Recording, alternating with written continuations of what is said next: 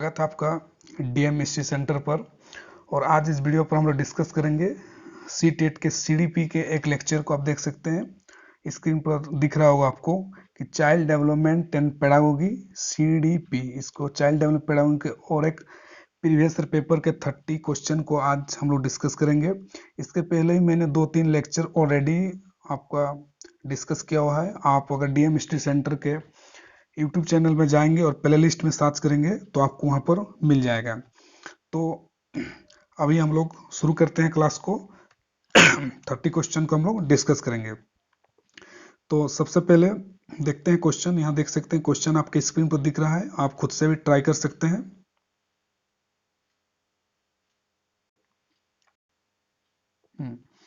तो देख सकते हैं क्वेश्चन आप स्क्रीन पर दिख रहा है। बोथ हिंदी और इंग्लिश मीडियम दोनों क्वेश्चन स्क्रीन पर दिया हुआ है। तो पढ़ते हैं क्वेश्चन को और इसको अटेम्प्ट करने का कोशिश करते हैं। तो देखिए क्वेश्चन यहाँ पर पूछा है, the most critical period of acquisition and development of language, भाषा के अर्जन और विकास के लिए सर्वाधिक जो है संवेदनशील अवधि कौन सी होती है। भाषा सीखने के लिए जो है वो आपका संवेदनशील अवधि कौन सी होती है। तो इसका करेक्ट आंसर आपका वो है आपका 2 नंबर, प्रारंभिक बाल अवस्था या अर्ली चाइल्डहुड जिसको कहते हैं, वो जो आपका critical period of acquisition development of language होता है। तो इस तरह से question number 2 is the correct answer. बढ़ते हैं नेक्स्ट क्वेश्चन की तरफ। आप देख सकते हैं क्वेश्चन स्क्रीन पर दिख रहा है आपके, which of the flowing stage of moral development propose by Lawrence Kohlberg, इनमें से कौन सा स्टेज है जो आपका प्रपोज किया है वह लॉरेंस कोलबर्ग ने। मतलब लॉरेंस कोलबर्ग ने एक थ्योरी प्रोवाइड की है और उनमें बहुत सारा अलग अलग स्टेज है। तो इनमें से एक स्टेज यहाँ पर दिया हुआ है और आपको बताना है वो कौन सा स्टेज है। तो अगर आपने सी टेट का नोट्स पढ़ा है तो आपको वहाँ पर ये सही सारे थ्योरी मिल जाएंगे। अगर आपको नोट्स में तो आप टेलीग्राम चैनल मेरा DM study centre, DM study centre, वहाँ पर आप जाइएगा तो आपको सी टेट के सारे नोट्स, सीडीपी का नोट हो, मैथ्स का नोट हो, ईवीएस का नोट हो, हिंदी पेडागोजी हो, इंग्लिश पेडागोजी हो, सारा नोट्स वहाँ पर अवेलेबल है। आप टेलीग्राम चैनल डीएमएससी सेंटर सर्च करिए और वहाँ पर जाइए, आपको सारा नोट मिल जाएगा। वहीं से नोट का आपका इस सीडीपी का नोट से तो देखते हैं अभी। तो लॉरेंस जो है कोलबर्ग का जो एक स्टेज है वो आपका 2 नंबर जो है द सोशल कॉन्टेक्ट ओरिएंटेशन जो है, जो उनका एक स्टेज वहाँ पर, ये एक स्टेज है। हिंदी में लिखा हुआ सामाजिक अनुबंध अभिविन्यास, ये उनका एक स्टेज है लॉरेंस कोलबर्ग का। तो 2 number is the correct answer. बढ़ते हैं आगे नेक्स्ट क्वेश्चन की तरफ।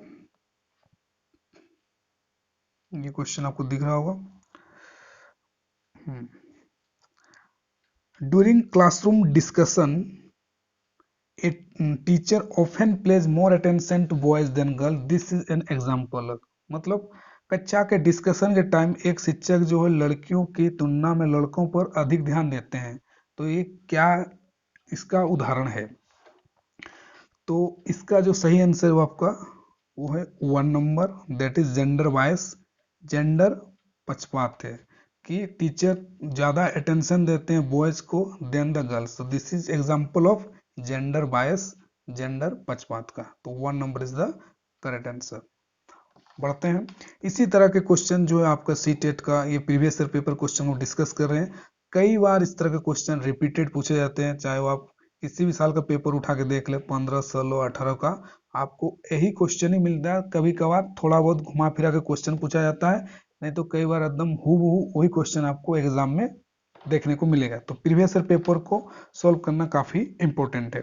तो चलिए नेक्स्ट क्वेश्चन को देखते हैं। यहाँ पर देख सकते हैं, which of the following is an effective strategy to reduce children's gender stereotyping and gender role conformity. बच्चों में जेंडर रूढ़िवादिता एवं जेंडर भूमिका को अनुरूपता कम करने में कौन सी पद्धति प्रभावशाली है। मतलब आप एज ए टीचर आप क्लास में अंदर आप जेंडर स्टीरियोटाइप और जेंडर रोल कन्फर्मिटी जो है, आपका जो जेंडर रूढ़िवादिता और जेंडर भूमिका को आप कम करना चाहते हैं, तो उसके लिए आप कौन सा तरीका सबसे बेटर रहेगा, कौन सा तरीका है, कौन सा वे बेटर रहेगा। तो इसका जो बेस्ट आंसर है आपका, वो है आपका 1 number, that is discussion about gender wise. अगर आप क्लास में ही इस पर डिस्कस करते हैं, बच्चों के बीच डिस्कस करते हैं, तो इसमें बच्चे भी जानेंगे, सीखेंगे कि जेंडर वाइज क्या होता है, जेंडर स्टीरियोटाइप क्या होता है। तो इसके द्वारा हम लोग रूढ़िवादिता और जेंडर भूमिका को कम कर सकते हैं। तो इस तरह का 1 number is the correct answer. बढ़ते हैं नेक्स्ट क्वेश्चन। तो नेक्स्ट क्वेश्चन आपका स्क्रीन पर दिख रहा है, खुद से आप ट्राई कर सकते हैं। क्वेश्चन नंबर 5 अभी हम लोग देखेंगे। Which of the following theory while viewing children as an active seeker of knowledge emphasize the influence of social and cultural content on their thinking। Hindi में थोड़ा पढ़ लेते हैं, समझने के लिए बेटर रहेगा। किस मनोवैज्ञानिक ने बच्चों को ज्ञान के सक्रिय जिज्ञासु के रूप में देखते हुए उनके चिंतन पर सामाजिक और सांस्कृतिक विषय वस्तुओं प्रभाव को महत्व दिया है। तो इसका जो करेक्ट आंसर है वो आपका 2 नंबर, दैट इज लेव वाइगोत्स्की। लेव वाइगोत्स्की जो है हमेशा सामाजिक, यहाँ पर जो सामाजिक और सांस्कृतिक सोशल एंड कल्चरल इंटरेक्शन को ज़्यादा वो फोकस करते हैं। तो ज़्यादातर क्वेश्चन इस तरह का अगर कभी पूछता है कि आपका कल्चर और सोशल और कल्चरल जो है कॉन्टेस्ट में बात करते हैं, तो हमेशा वो है आपका लेव वाइगोत्स्की इस पर बात करते हैं। तो इसलिए 2 number is the correct answer. बढ़ते हैं अगला क्वेश्चन की तरफ।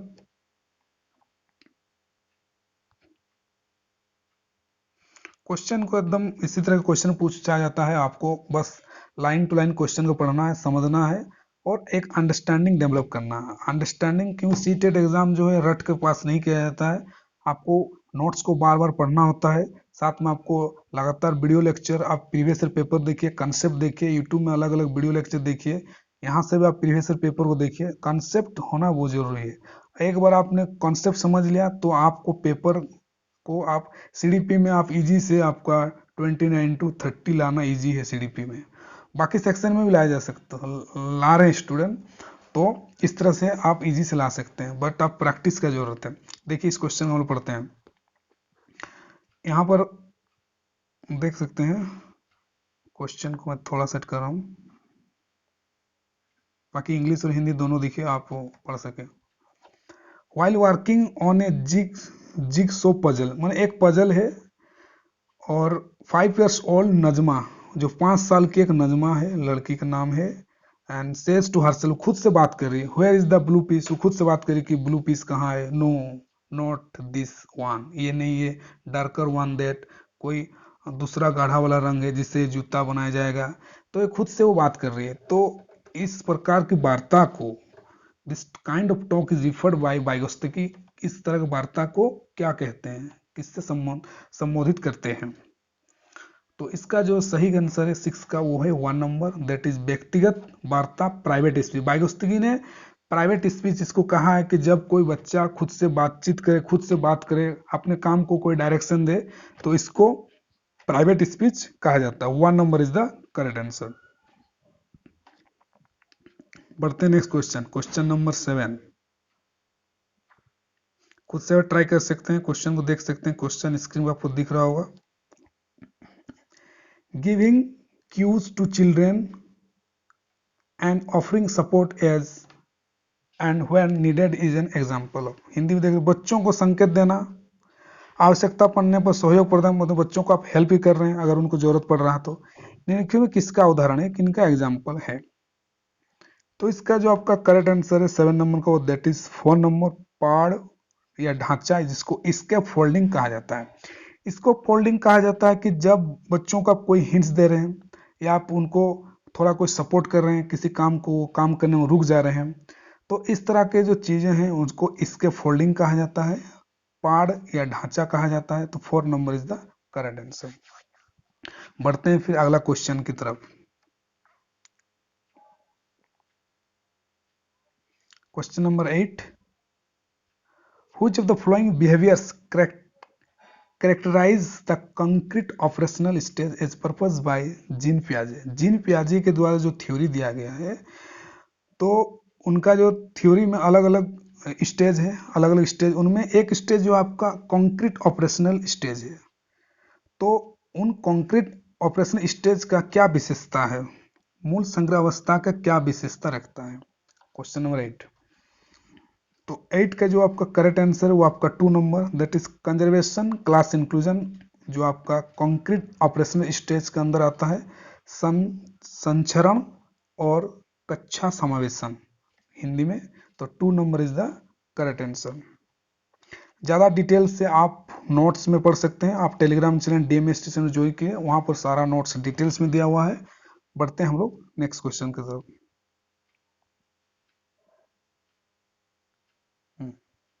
ये क्वेश्चन दिख रहा है आपको? यस।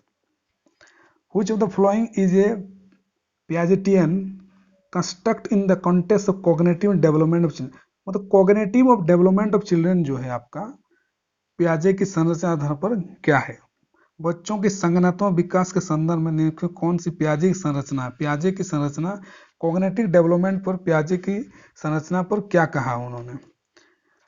तो इसका जो 9 का वो करेक्ट आंसर आपको 1 नंबर स्कीमा वो कहते हैं। स्कीमा, स्कीमा मतलब होता है जो मेंटल स्ट्रक्चर या प्रीवियस नॉलेज, जो आपके माइंड में प्रीवियस नॉलेज या जो मेंटल स्ट्रक्चर आपका बना हुआ है उसको स्कीमा कहा है जीन पियाजे ने।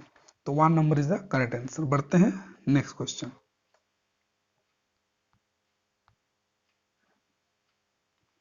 इसी तरह के कई बार क्वेश्चन पूछे जाते हैं, इस तरह का इजी क्वेश्चन रहता है। प्राइमरी ऑब्जेक्टिव ऑफ असेसमेंट, आकलन का प्राथमिक उद्देश्य क्या होना चाहिए? मतलब असेसमेंट का जो प्राइमरी ऑब्जेक्ट क्या होना चाहिए? असाइनिंग रैंक टू स्टूडेंट, मतलब विद्यार्थियों के लिए श्रेणी निश्चित करना, मतलब श्रेणी निश्चित करना, ये तो उतना परफेक्ट आंसर नहीं है। नेक्स्ट, अंडरस्टैंडिंग चिल्ड्रंस क्लैरिटी, बच्चों की क्लैरिटी को समझना और अवधारणाओं को। फिर and confusion about related concept, concept के रिलेटेड उनके कंफ्यूज को भी समझना। ये थोड़ा सही लग रहा है, आगे देखते हैं। Labelling student as per the score, विद्यार्थियों के प्राप्तांक के आधार पर उनको नामांकन करना, ये तो नहीं है, लेवलिंग करना ही नहीं है, ये गलत है आपका। मार्किंग पास और fail in the report card, और आपने उसका रिपोर्ट कार्ड में रिजल्ट में लिख दिया कि आप पास हैं या फेल, ये तो पूरा तरह गलत है। तो 4 नंबर भी गलत है। तो सही आंसर इसका आपका 2 नंबर है। संबंधित अवधारणाओं के बारे में बच्चों की स्पष्टता भ्रांतियों को समझना, मतलब ऑब्जेक्टिव प्राइमरी ऑब्जेक्ट यही है कि बच्चे टॉपिक को कितना समझे हैं, उनका कितना क्लियरिटी है, कॉन्सेप्ट कितना क्लियर है, यही आपका ऑब्जेक्टिव होना चाहिए। 2 number is the correct answer. बढ़ते हैं नेक्स्ट क्वेश्चन की तरफ। थोड़ा सा लेंदी क्वेश्चन देखिए, स्क्रीन पर नहीं आ रहा। Yes. Which is the following statement about intelligence, intelligence आपका क्या है? इसी तरह का डायरेक्ट क्वेश्चन सीटेट में पूछा जाता है, इंटेलिजेंस क्या है? तो इंटेलिजेंस जो है आपका, इसका जो करेक्ट आंसर को मैं डायरेक्ट डिस्कस कर रहा हूं आपका, इसका करेक्ट आंसर है आपका 4 number. Intelligence is a multi dimension and set of complex ability, मतलब बुद्धि जो बहुआयामी है तथा जटिल योग्यताओं का एक समूह है। और इंटेलिजेंस का जो थ्योरी है हार्वर्ड गार्डनर ने दिया है। आपको ये भी एग्जाम पूछा जा सकता है कि इंटेलिजेंस का थ्योरी किसने दिया है, तो उसका है हार्वर्ड गार्डनर, और it is a multi dimension and set of complex ability. बढ़ते हैं नेक्स्ट क्वेश्चन।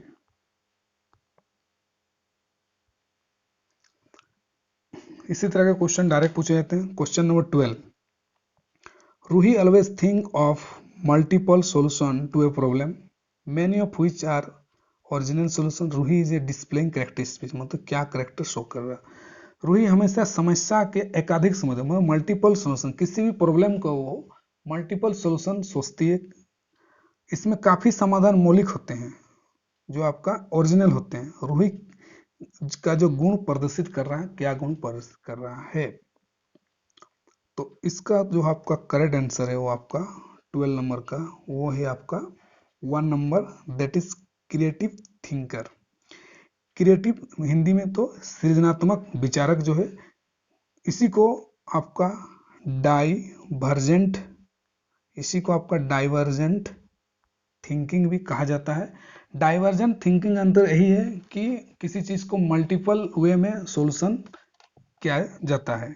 तो 1 number is the correct answer. बढ़ते नेक्स्ट क्वेश्चन।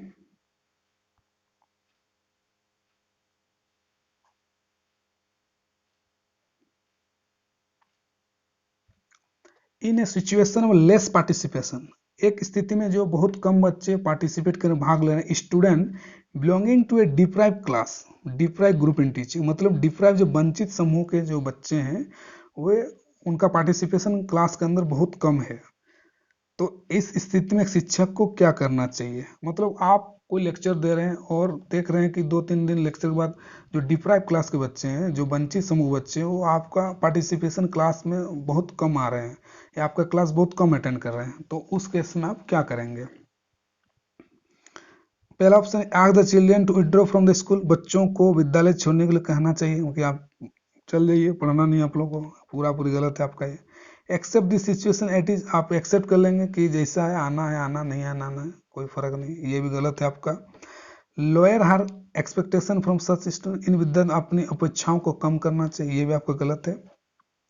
करेक्ट आंसर आपका जो है 4 नंबर है कि अपनी शिक्षण पद्धति पर विचार करना चाहिए कि आप जो मैथोडोलॉजी से आप पढ़ा रहे हैं, जिस टेक्निक से आप पढ़ा रहे हैं, उस पर भी आपको खुद को विचार करना चाहिए। तो बच्चों की सहभागिता में सुधार करने का नया तरीका ढूंढना चाहिए कि आपको किस तरह से बच्चे पार्टिसिपेट करेंगे, तो आपको उस नया टेक्निक को आपको सोचने की जरूरत है, नया तरीका खोजने की जरूरत है ताकि बच्चे का पार्टिसिपेशन बढ़े और बच्चे क्लास में आए। तो 4 number is the correct answer.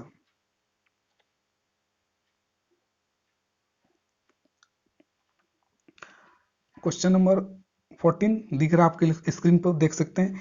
In inclusive classroom में teacher dash individual education plan, एक समावेशी कक्षा में एक शिक्षक को विशिष्ट शैक्षिक योजनाओं को करना चाहिए, क्या करना चाहिए। तो इसका जो सही आंसर आपका 3 नंबर, सक्रिय रूप से तैयार करना चाहिए, शुड एक्टिवली प्रिपेयर करना चाहिए इंक्लूसिव क्लासरूम में। बढ़ते हैं next question. The primary characteristic children with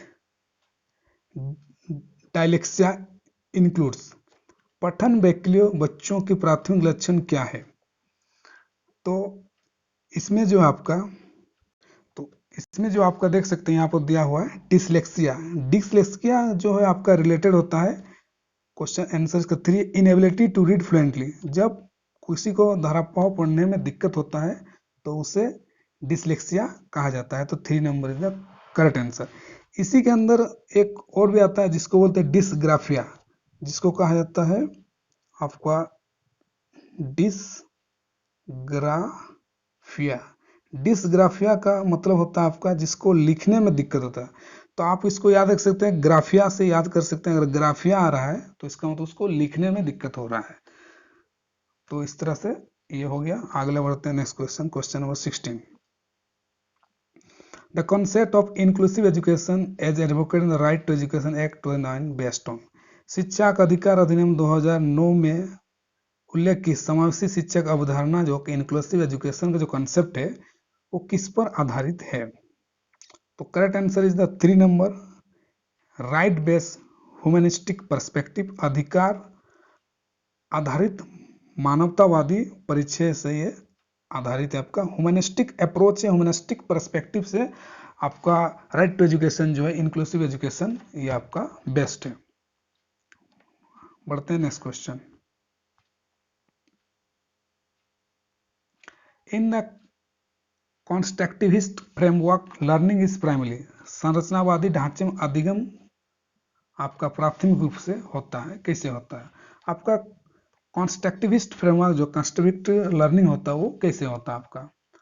तो 17 का जो आपका करेक्ट आंसर है वो है आपका 4 number, focus on the process of meaning making, अवबोधन की प्रक्रिया, मतलब मीनिंग अवबोधन की प्रक्रिया पर केंद्रित है।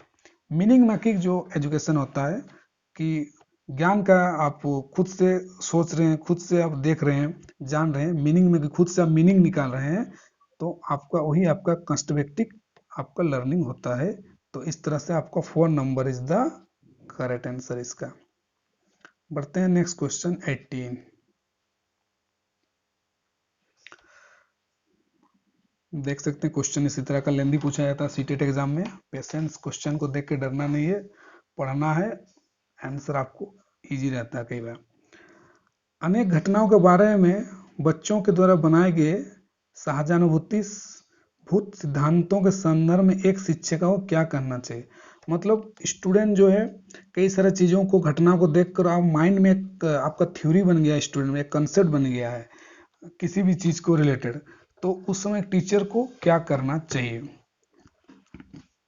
तो यहाँ पर देखिए ऑप्शन दिया हुआ, मैं पढ़ रहा हूँ, डायरेक्ट हिंदी ऑप्शन पढ़ रहा हूँ। बच्चों के इन सिद्धांतों अनदेखा करना चाहिए, पहले तो बात है अनदेखा करना ही नहीं है।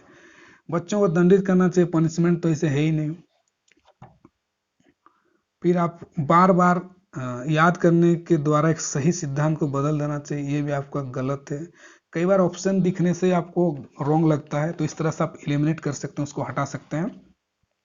तो बच जाता आपका 4 number, should be challenge by presenting counter evidence and example. तो आपने कई सारे एग्जाम्पल दिए, कई सारे आपने प्रमाण दिए, तो उससे बच्चों का जो माइंड में कंसेप्ट है वो चेंज हो जाएगा और वे सही डायरेक्शन, सही चीज को सीखेंगे। तो 4 number is the correct answer.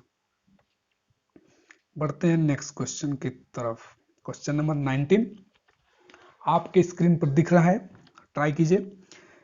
Child centred pedagogy promote, जो छात्र केंद्रित शिक्षा शास्त्र की क्या विशेषता है।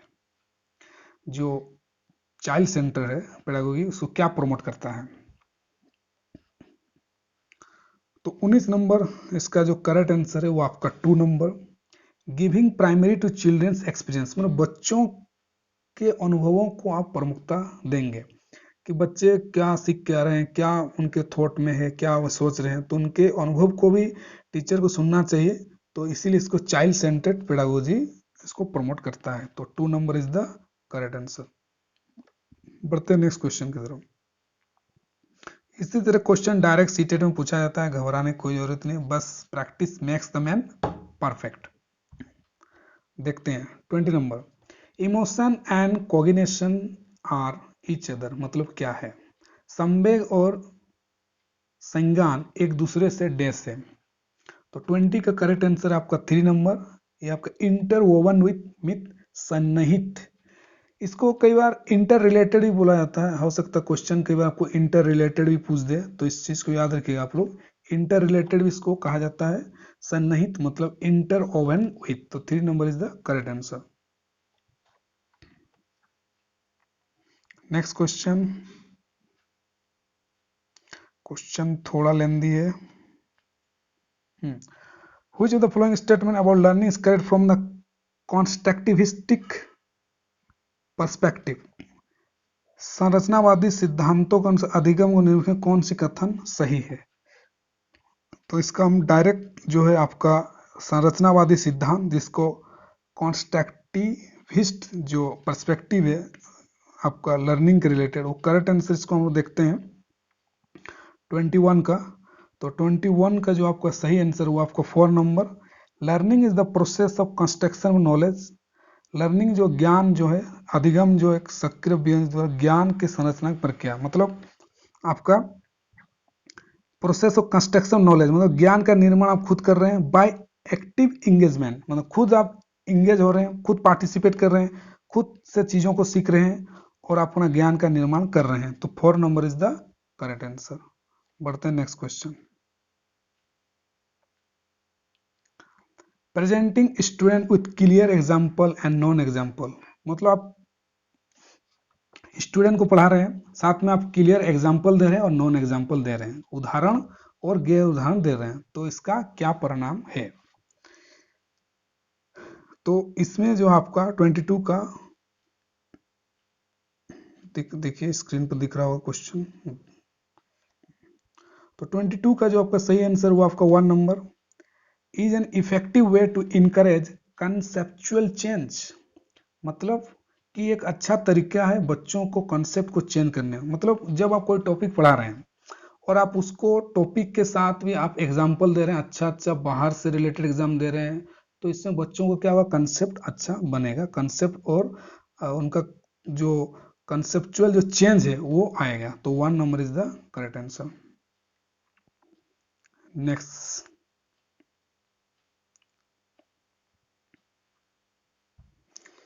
बच्चों को अधिगम गतिविधियों भागीदारी करने के लिए लगातार पुरस्कार देना। आप लगातार पुरस्कार दे रहे हैं, मतलब रिवार्ड दे रहे हैं। एवं दंड का प्रयोग करने से क्या प्रभाव पड़ता है, मतलब कि बच्चे पार्टिसिपेट करें उसके लिए आप लगातार पुरस्कार भी दे रहे हैं और साथ में उनको आपको पनिशमेंट दंड भी दे रहे हैं, तो इसका क्या इफेक्ट पड़ेगा बच्चों पर। तो हम लोग डायरेक्ट इसको देखते हैं। 23 का जो आपका करेक्ट आंसर है वो है आपका 4 number. Decrease children's natural interest and curiosity involve in learning. मतलब इस पे यही होगा कि बच्चों का जो नेचुरल इंटरेस्ट है, खुद का जो स्वाभाविक अभिरुचि है वो घट जाएगा और साथ में उनको सीखने की जो उनका अभिरुचि है वो भी, और आपका जिज्ञासा है, क्यूरियोसिटी, वो भी घट जाएगा। तो 4 number is the correct answer. Next question देखते हैं। Which of the following practices promote meaningful learning? इनमें से कौन सा जो है आपका मीनिंगफुल लर्निंग को प्रमोट करता है। ऑप्शन दिया हो 1 2 3 4, साथ में नीचे भी दिया हुआ। तो देखिए, सबसे पहले ऐसे क्वेश्चन पर आप जो जैसे सिविल सर्विस में आईएएस एग्जाम में एलिमिनेशन टेक्निक को लगाया जाता है, उस टेक्निक को मैं आपको यहाँ पर बता रहा हूँ, क्योंकि ये सब प्रैक्टिस से ही आता है। तो देखिए, मीनिंगफुल लर्निंग में सबसे पहले तो देखिए, कॉर्पोरल आपका पनिशमेंट, शारीरिक दंड, ये तो है ही नहीं। तो 1 नंबर अगर आपका कट गया तो इस तरह से हम 1 नंबर को यहाँ से डायरेक्ट कट उसको एलिमिनेट हटा सकते हैं। जैसे आपका ये कटा 1 नंबर, देखिए यहाँ पर है, इसके बाद 3 नंबर ये कटा, तो ऑप्शन आपका 2 बच जा रहा है और 4 बच जा रहा है, इसी दोनों में से कोई होगा।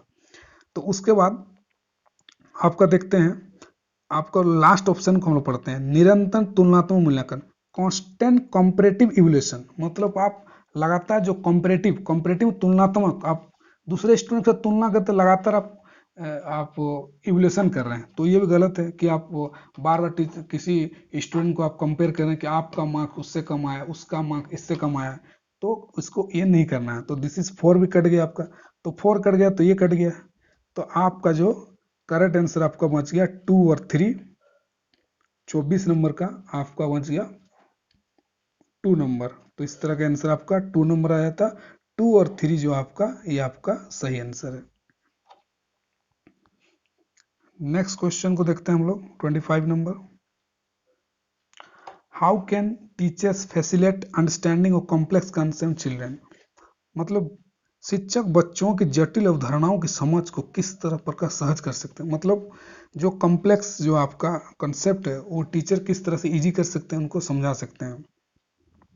तो 25 का करेक्ट आंसर है आपका 4 number, by providing opportunity for exploration discussion. मतलब कि बच्चे जो खुद से अन्वेषण खोज करेंगे, परिचर्चा, और साथ में वे डिस्कस करेंगे। तो 4 number is the correct answer. Next question,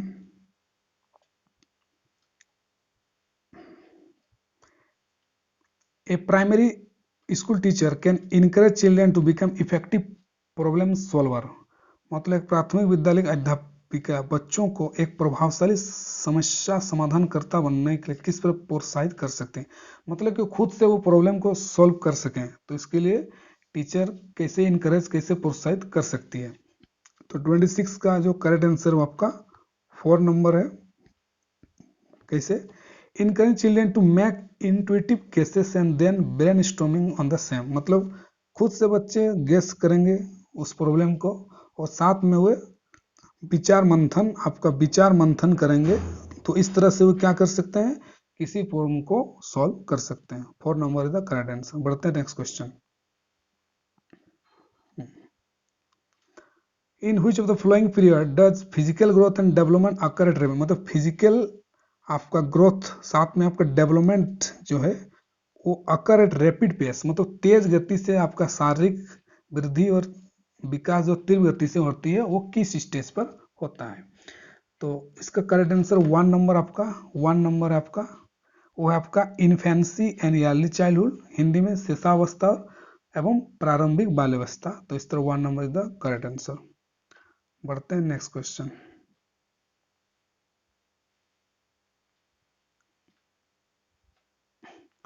देखिए इस तरह का क्वेश्चन इजी दिया था, यहाँ पूछा which of the following is not, इसको याद रखिए, नॉट पूछा है, not a principle of development, इनमें से कौन सा जो है आपका विकास का सिद्धांत नहीं है।